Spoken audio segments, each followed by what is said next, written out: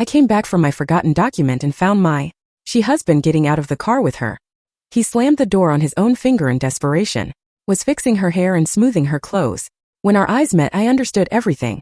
It was his office's new secretary, the same one he swore had been transferred to another branch 2 months ago. You know that split second when your entire reality shatters like a windshield hit by a brick?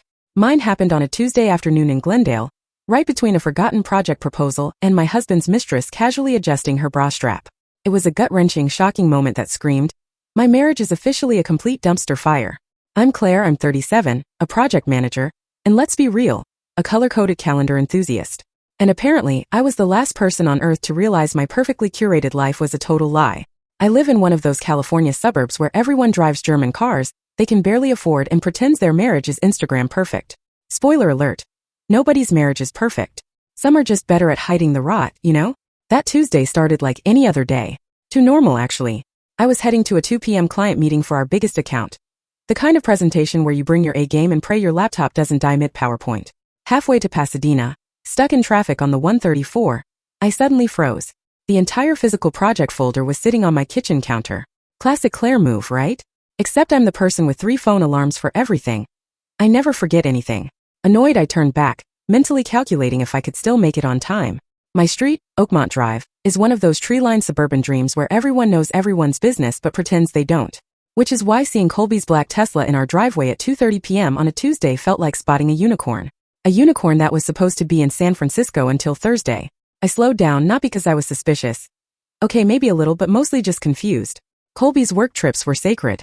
He's a VP of operations at Morrison Consulting. He's basically married to his laptop and his critical client meetings.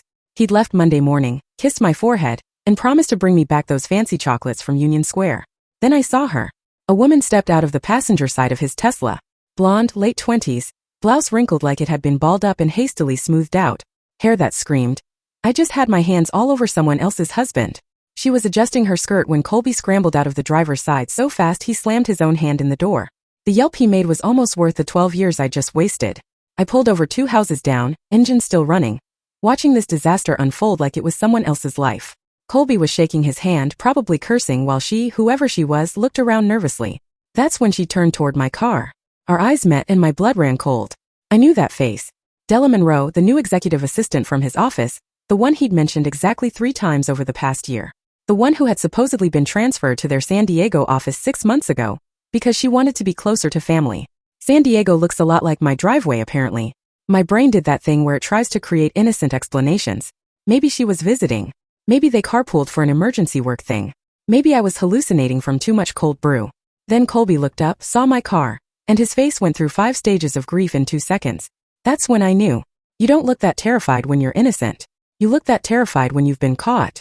I didn't confront them. I didn't scream. I just sat there for 30 seconds, engine running, processing. Then I made a decision. I drove around the block, parked 2 streets over, and walked back. I entered through the side gate quietly like a burglar in my own home. Grabbed the project folder from the kitchen counter. Left through the same gate. Neither of them saw me. And then I drove to that meeting like my life wasn't actively imploding. Because here's the thing about being a project manager for 12 years. You learn that emotional reactions are for after you've gathered all the data. The meeting was a blur. I smiled, I nodded, I took notes. The client talked about innovative solutions and synergistic partnerships, while I mentally cataloged every business trip, every late night, every sorry, honey, the team needs me this weekend. I left that office with a signed contract and a heart full of pure crystallized rage. I didn't go home. I drove straight to the nearest Boulevard Cafe and ordered the largest iced latte they had. I sat in the corner booth, the one with the view of the street where I could see everyone, but nobody could really see me. And I did what I do best. I made a plan. First, I needed proof. Real proof. Not just I saw them together proof, but your lawyer will weep when they see this proof. Second, I needed allies.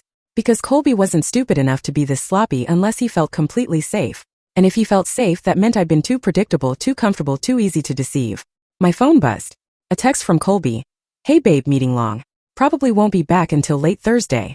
Miss you. I stared at that message for a full minute. The audacity.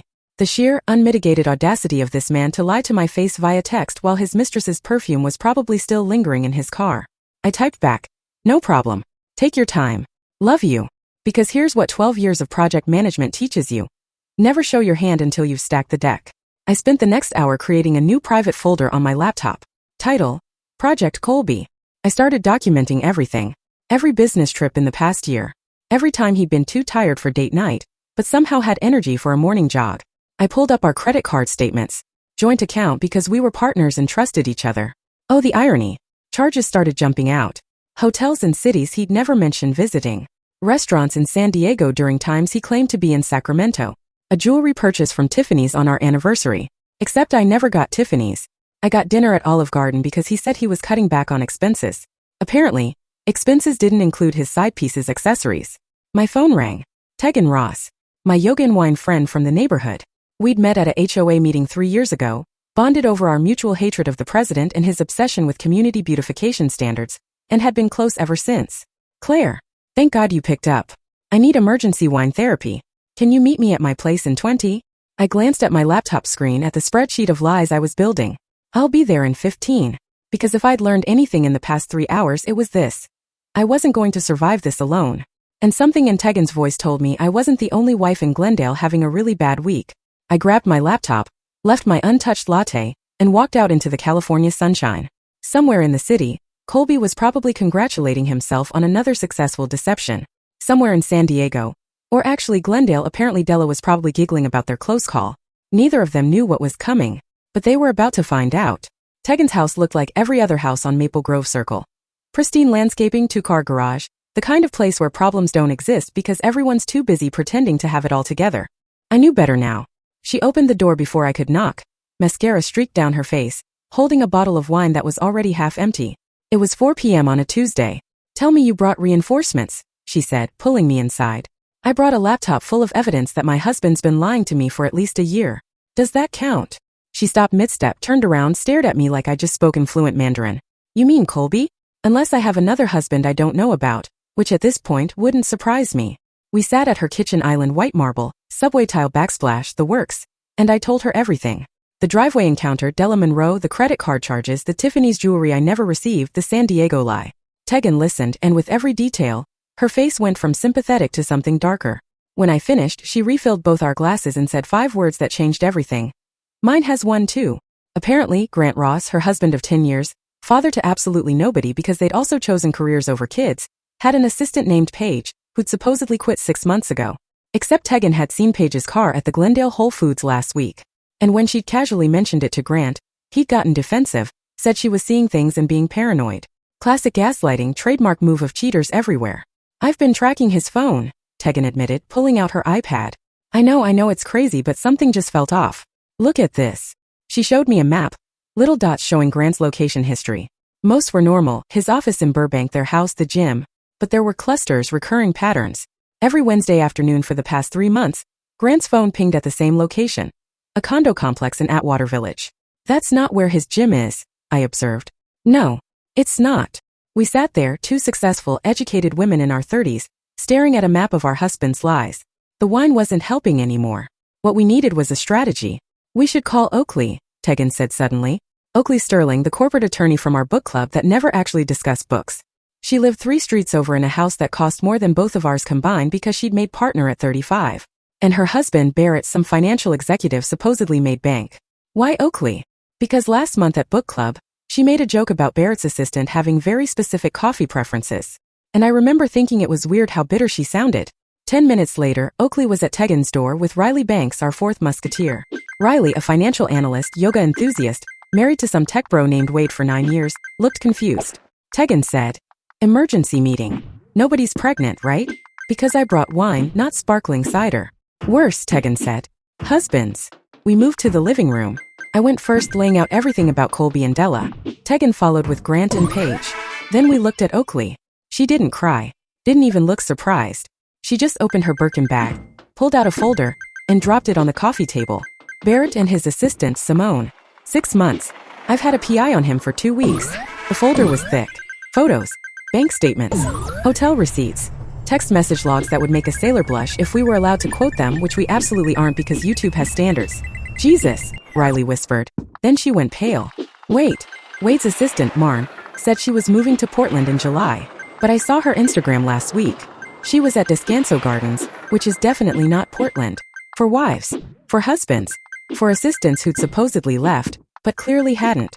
The odds of this being a coincidence were approximately the same as winning the lottery while being struck by lightning during a shark attack. They're running a playbook, Oakley said, her lawyer brain kicking in. This is coordinated. They tell us the assistants transferred or quit, then continue the affairs without the guilt of lying about who they're spending time with. So when Colby says he's working late with the team, I added, he actually is. Just not the team, I think. And when Grant says he has Wednesday client meetings, Tegan continued, he technically has meetings. Just horizontal ones. Riley made a noise somewhere between a laugh and a sob. Wade told me Marn was irreplaceable at the office. Turns out he meant it literally. We sat in silence processing. For marriages, 46 combined years. All built on the same foundation of lies. We could confront them individually, Riley suggested half-heartedly. And get gaslit individually, Oakley countered. No. If they coordinated their deception, we coordinate our response. That's when Tegan smiled. It wasn't a nice smile. It was the smile of someone who just figured out how to burn down the world and make it look like an accident. My cousin, Forrest, manages the Castaway. You know that restaurant in Burbank with a view? I knew it. Colby and I had celebrated our 5th anniversary there. Back when I thought we were happy. Back when I was an idiot. He owes me a favor, Tegan continued. Big favor. I introduced him to his wife. And they have a private event room with AV equipment. Oakley caught on first. Her eyes widened. You're thinking what I'm thinking. A dinner party, Tegan said. Just the 8 of us. We tell the husbands it's a couple celebration. Friendship. Community. Whatever. We get them in that room, lock the door, and show them exactly what we found. Public humiliation? Riley breathed. Controlled environment, Oakley corrected. No escape. No with witnesses. I thought about Colby's face that afternoon. The panic, the guilt, the calculation of how to lie his way out. And then I asked, and then? Oakley smiled. It was sharper than Tegan's. And then we give them a choice. Clean divorces with fair splits or we make everything public. Their bosses, their families, their precious professional reputations. Barrett's firm has a strict ethics policy about workplace relationships, Oakley added. Especially with subordinates. He'd lose his position. Morrison Consulting too, I confirmed. Colby could kiss that VP title goodbye. Grant's company is family-owned, Tegan said. His father-in-law would actually kill him. Wade's in tech, Riley added. They love firing people for less. We looked at each other. For women who'd met at various suburban events, book clubs, yoga classes, HOA meetings, suddenly united by the world's most depressing common denominator. We need evidence, Oakley said, slipping back into lawyer mode. Solid, irrefutable evidence. Photos, messages, financial records, everything. I've already started a file, I said, opening my laptop. I have Grant's location history, Tegan offered. I have Barrett's entire affair documented by a professional, Oakley added. Riley looked panicked. I just have Instagram posts and a gut feeling. That's what we have until Saturday, Oakley decided. Riley, you focus on Wade's patterns. Credit cards, phone records, anything you can access legally. The rest of us compile everything we have. Saturday, October 26th, we have dinner at the Castaway. That's 11 days to prepare, I calculated. Think we can pull this together? Oakley looked at each of us in turn. Ladies, we're a project manager, a marketing director, a corporate attorney, and a financial analyst. We've organized corporate events, negotiated million-dollar deals, and managed impossible deadlines. For cheating husbands should be a walk in the park. Tegan raised her wine glass. To the Glendale Wives Club. We clinked glasses and I felt something shift. The hurt was still there. The betrayal still burned. But underneath it, something colder and more focused was taking shape. Revenge isn't a dish best served cold. It's a dish best served with PowerPoint presentations and airtight evidence. The meeting ended at 7. I drove home to my empty house, Colby still in San Francisco, and opened my laptop. Project Colby was about to become Project Reckoning. And I had 11 days to build the case that would destroy 4 lying husbands and their career-climbing mistresses. I smiled at my screen. It wasn't a happy smile, but it was a satisfied one. The 11 days until the dinner turned me into someone I didn't recognize. And honestly, I liked her better than the old Claire. Wednesday morning, I woke up at 5 a.m. Not because I couldn't sleep, but because I had work to do. Real work. The kind that actually mattered. I made coffee, opened my laptop, and dove into Project Reckoning like it was the most important client pitch of my life. Because it was. First order of business. Colby's digital footprint. We'd always had joint access to our accounts. Banking, credit cards, even cloud storage. Because we trusted each other and had nothing to hide. The irony could have killed a weaker woman. I started with the credit cards. Turns out, Colby had been remarkably consistent. Every 2 weeks, there was a charge at the Beverly Hilton. Same day, same amount. $247. Hotel room rate, I confirmed after a quick Google search. Not their cheapest room, but not their penthouse either. Just expensive enough to feel special. Affordable enough to not raise red flags on our statements. Except I was looking at flags now. Bright red ones. Everywhere. There were charges at restaurants I'd never been to. Jewelry stores where I'd never received gifts. A lingerie boutique in West Hollywood that definitely hadn't contributed to my wardrobe. Each purchase felt like a paper cut. Small individually, but collectively bleeding me out. I documented everything in a spreadsheet. Date, location, amount, probable purpose. By noon Wednesday, I had 6 months of evidence.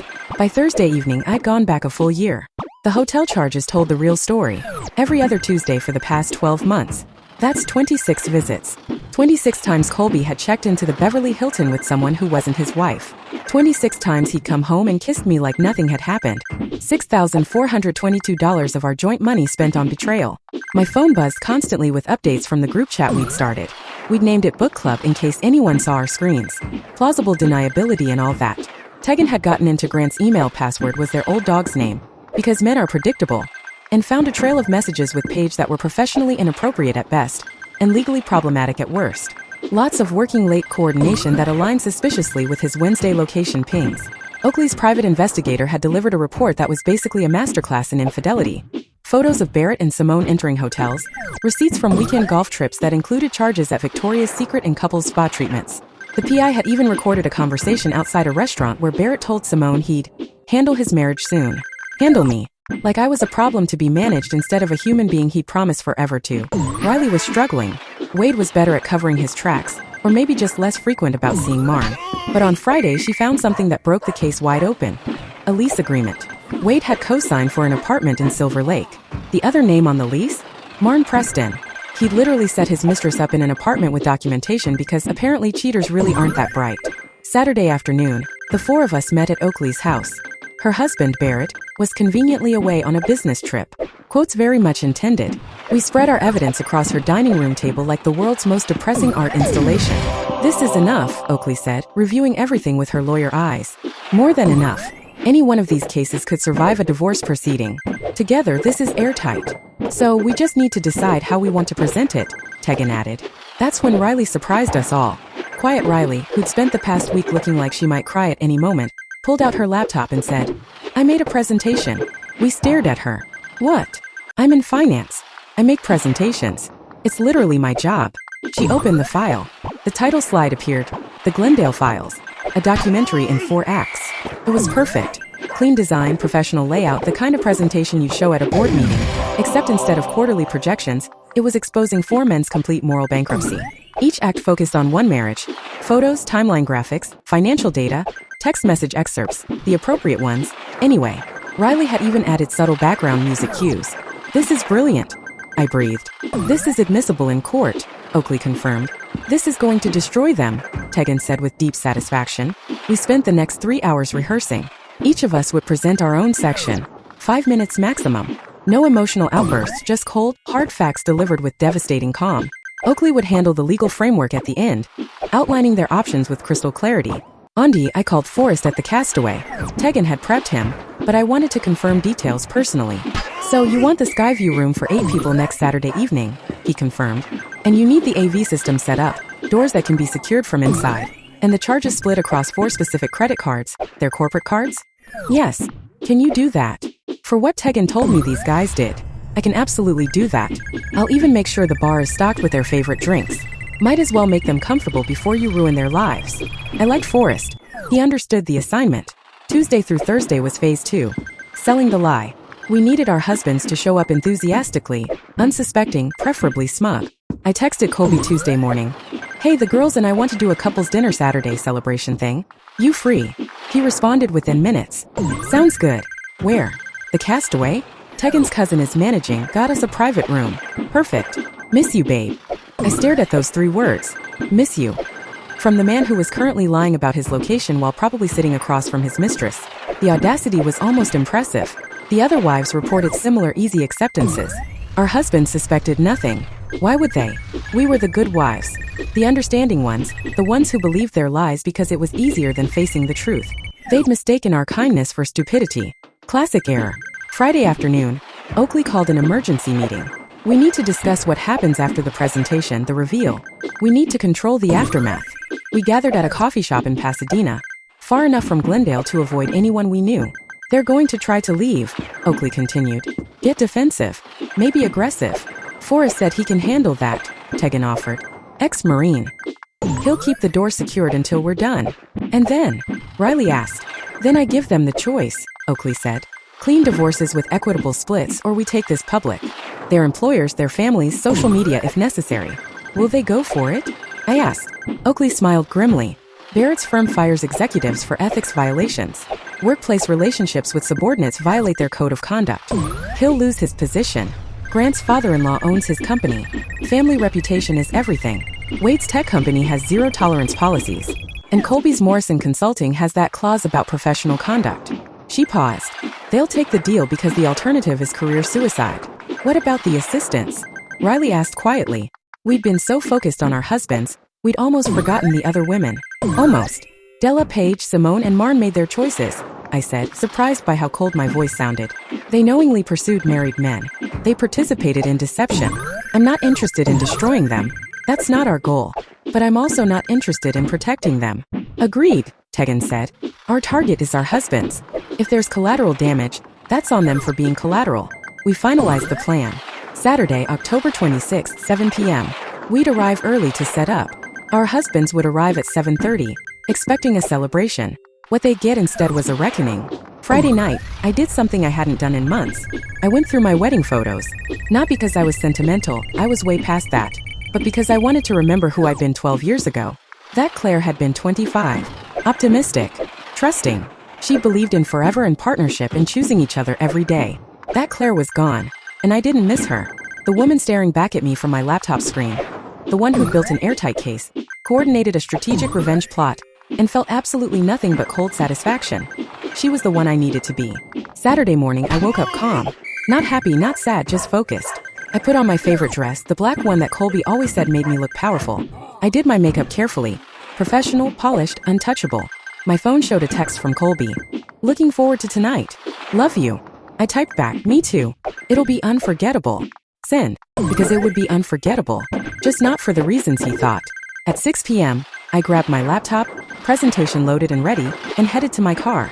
The evening air was crisp. Typical California October. The sunset painted the sky in shades of orange and pink. It was beautiful.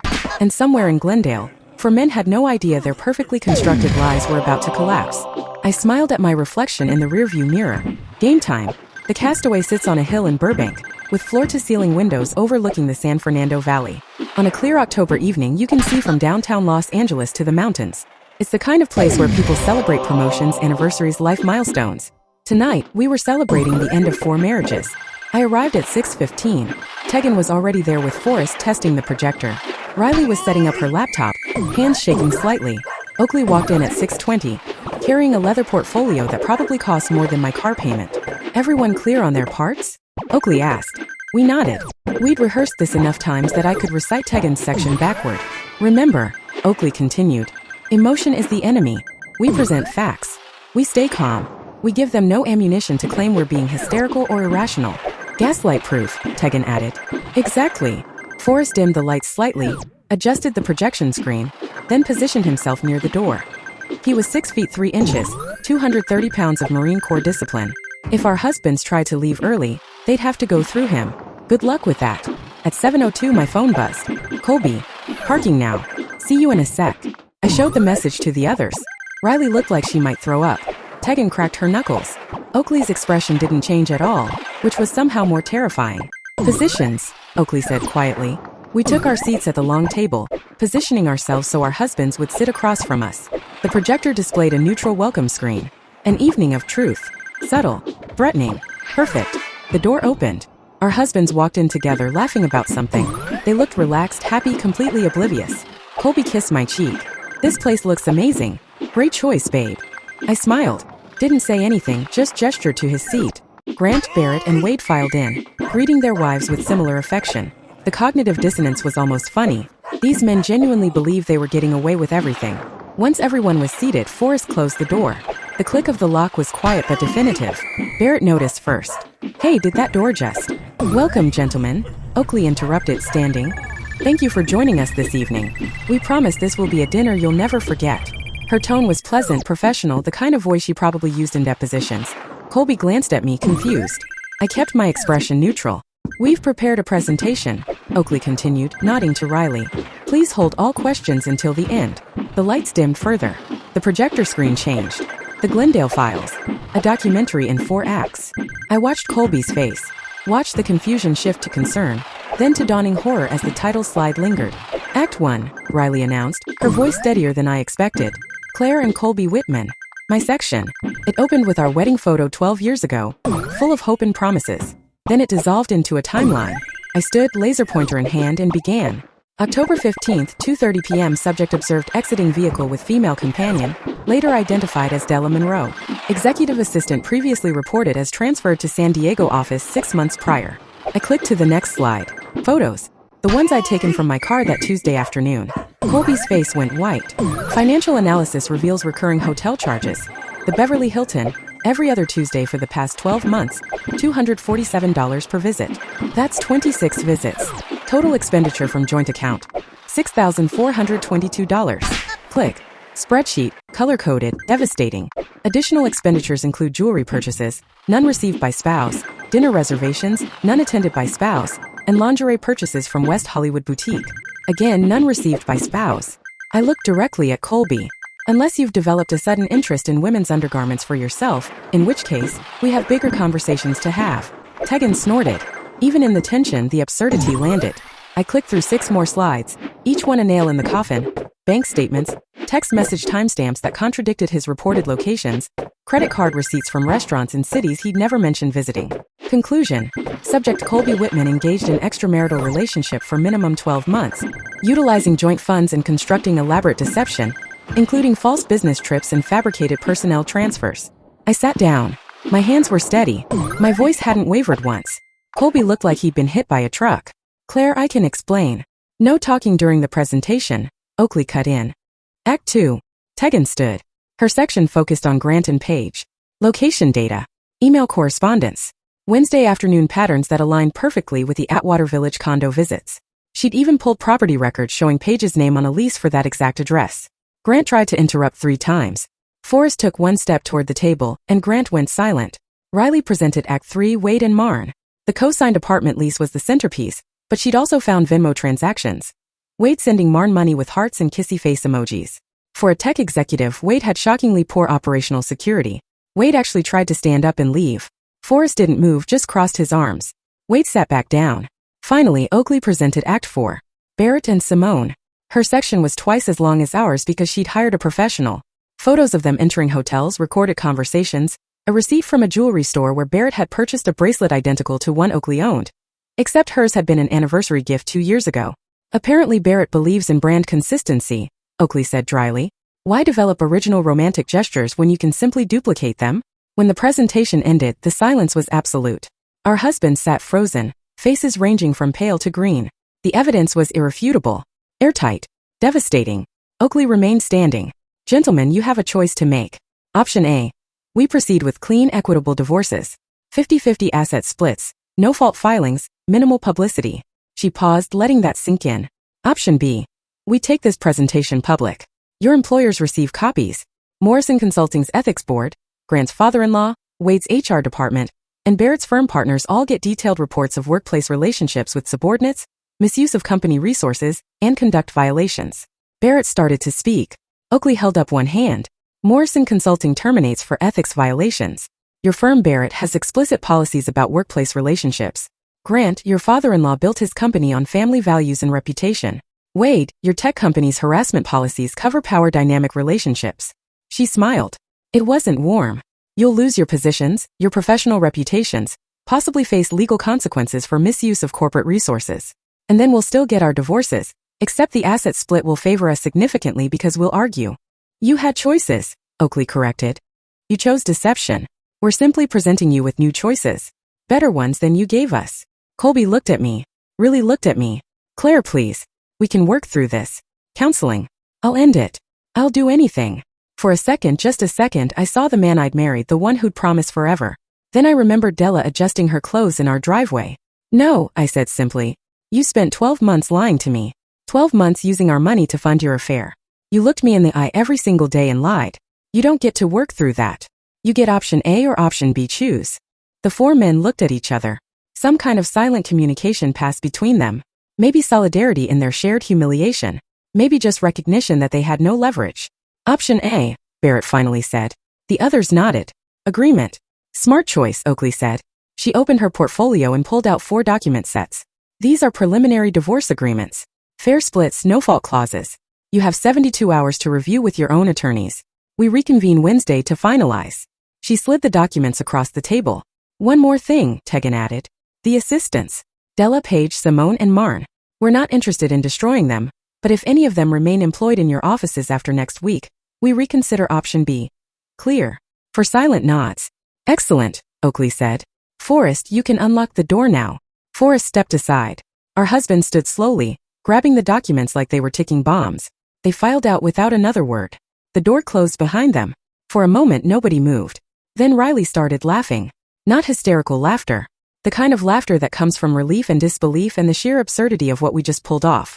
Tegan joined in. Then me. Even Oakley cracked a smile. Did we really just do that? Riley asked. We absolutely did, I confirmed. Forrest reappeared with a bottle of champagne, courtesy of the house, and the dinner bill just got charged to their corporate cards. Enjoy, ladies. We toasted to evidence, to friendship, to the end of lies, and to the beginning of whatever came next.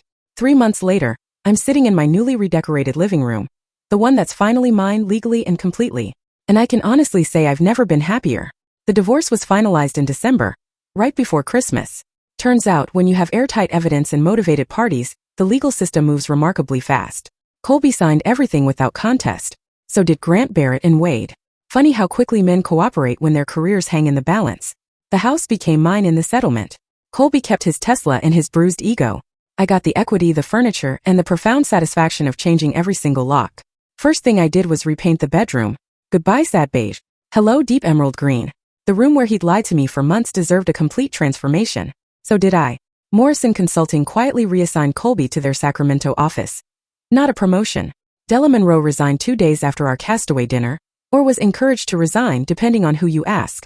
Either way, she's no longer Colby's problem to manage. Last I heard through the Glendale Gossip Network, she moved back to Arizona. Phoenix's gain, I suppose. Grant lost his position at his father-in-law's company entirely. Turns out family values mean something when they're attached to a family business.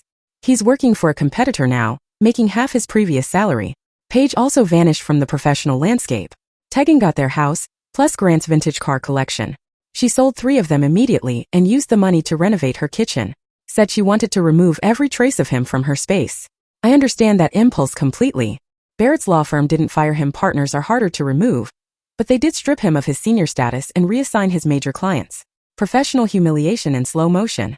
Simone transferred to their New York office, which is either punishment or reward, depending on your perspective. Oakley got a generous settlement and kept their Glendale house. Last month she made partner at a different firm. Revenge looks good on her. Wade actually had it worst. His tech company's zero-tolerance policy wasn't just talk. They terminated him for ethics violations and the misuse of company resources to support Marn's apartment. Marn got fired too. Wade's working at a startup now, making a fraction of his previous salary. Riley got their house and half his stock options. She's traveling Italy this month, Greece next week, living her best divorce life. The 4 of us still meet monthly at the Castaway. Forrest always reserves our table, the one by the windows with the view. We call it the Glendale Wives Club, though technically we're not wives anymore. The Glendale Ex-Wives Club doesn't have the same ring to it. Word spread. It always does in the suburbs. Other women started reaching out. Quiet conversations at yoga class. Carefully worded texts. Can we talk? Followed by stories remarkably similar to ours. We started offering consultations, free advice over coffee about gathering evidence, understanding legal options, building airtight cases. We're not lawyers, well, Oakley is, but we're experienced in the specific art of strategic divorce. There's a waiting list now. Turns out Glendale has more cheating husbands than anyone suspected. Or maybe we just made it safer to stop pretending everything was fine. I ran into Colby once in January, at the Whole Foods on Colorado. Awkward doesn't begin to cover it. He looked tired, older, asked how I was doing with this painfully forced casualness. Better than ever, I told him honestly. He nodded, started to say something, then stopped. What could he say? Asterisk, sorry I destroyed our marriage? Sorry I spent your money on my affair? Sorry I got caught. Asterisk, we're past sorry. Way past it. He walked away with his organic groceries and his guilt. I walked away with my freedom and my self-respect. I know what people expected. They expected me to fall apart, to collapse into grief and rage and dramatic displays of emotion. Some people in Glendale still look at me with pity, like I'm wounded, like I should be sadder about losing my marriage. But here's what I learned. You can't lose something that was already gone. Colby left our marriage months before I discovered the truth. I just finally caught up. The real loss would have been staying, accepting the lies, becoming smaller and quieter to accommodate his betrayal. That version of events would have destroyed me. This version set me free. Riley's in Europe. Tegan's dating casually, carefully, but dating. Oakley bought a convertible. I'm taking photography classes. We're not bitter ex-wives dwelling on past wrongs. We're women who looked at an impossible situation and decided to handle it with intelligence, strategy, and just enough ruthlessness to make it stick. Did we ruin 4 marriages? No. 4 men did that themselves. We just refused to be collateral damage. My name is Claire Whitman, 37 years old, project manager, homeowner, member of the most effective support group in suburban California. And I learned the most important lesson of my life. Betrayal is devastating, but staying betrayed is optional. Some people collect stamps, some collect vintage cars. We collected evidence, and then we collected our dignity and walked away. The view from the Castaway is beautiful, endless city lights stretching to the mountains. But the view from my side of freedom? It's even better. I'm not grateful for what Colby did. I'm not thankful for the pain or the lies or the humiliation of being deceived in my own marriage. But I'm grateful for what I discovered about myself.